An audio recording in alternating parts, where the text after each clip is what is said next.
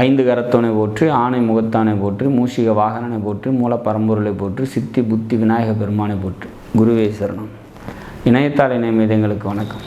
இது மார்ச் மாத ராசி பலன். மார்ச் மாதம் மகர ராசிக்கு எப்படி இருக்க போகுது அப்படிங்கிறத பார்க்கலாம். அதுக்கு முன்னாடி மார்ச் மாதத்தில் வரக்கூடிய முக்கிய விசேஷ தினங்கள் அப்படின்னாக்கா, மார்ச் 8ஆம் தேதி மகா சிவராத்திரி. அன்றைய தினம் விரதம் இருந்து சிவன் வழிபாடு மேற்கொண்டு அன்றைய இரவு முழுதும் விழித்திருந்து சிவன் வழிபாடு மேற்கொள்ளும்போது மோட்ச பிராப்தம் கிடைக்கும். 25ஆம் தேதி பங்குனி உத்திரம். அன்றைய தினம் விரதம் இருந்து முருகக்கடவுளை வழிபாடு பண்ணும்போது புத்திர பாக்கியம் கிடைக்கும். திருமணம் தொடர்பான பிரச்சனைகள் நீங்கும். பொருளாதாரம் நல்லாயிருக்கும்.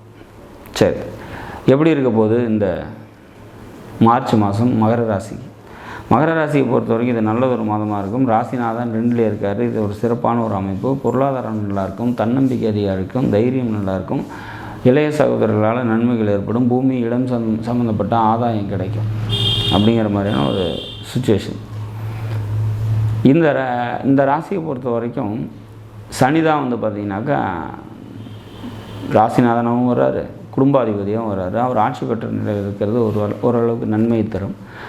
பேச்சில் ஓரளவுக்கு கவனமாக இருந்துக்கிறது சிறப்பு. குடும்பத்தில் தேவையற்ற மனக்கசப்பு, அப்பாவால் பார்த்திங்கனாக்கா மனக்கசப்பு ஏற்படக்கூடிய ஒரு மாதம்.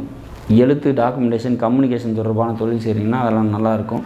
பூமி, ரியல் எஸ்டேட் சம்மந்தப்பட்ட தொழில் செய்கிறீங்க அப்படின்னா அதெல்லாம் முன்னேற்றமான ஒரு சூழ்நிலை நோக்கி போகும். எழுத்து, டாக்குமெண்டேஷன், கம்யூனிகேஷன், புரோக்கரேஜஸ் இவங்களுக்கெல்லாம் நல்லாயிருக்கும் அப்படிங்கிற மாதிரியான ஒரு அமைப்பு.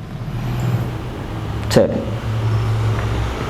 இந்த மார்ச் மாதத்தை பொறுத்த வரைக்கும் உங்களுக்கு பொருளாதாரம் எப்படி இருக்கும் அப்படின்னா, பொருளாதாரத்தை தரக்கூடிய இந்த ராசிக்கு பொருளாதாரத்தை தரக்கூடிய கிரகம் 2 கிரகம்.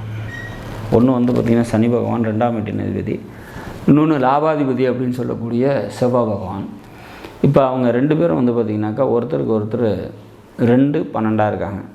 அப்போ வரவுக்கு மீறிய செலவும் உறுதியாக சொல்லப்படுது அப்படிங்கிறத நம்ம உறுதியாக சொல்லலாம். சரி, இந்த மகர ராசியை பொறுத்த வரைக்கும் சந்திராஷ்டம தினங்கள் அப்படின்னா 23, 24, 25. அன்றைய தினம் பார்த்திங்கனாக்கா வெளியூர் பயணங்களை தவிர்த்துருங்க. முக்கிய முடிவுகளை எடுக்காதீங்க. நாடும் நாட்டு மக்களும் நலமுடன் வாழ நவகிரகங்களை வேண்டி அமைகிறேன். நன்றி.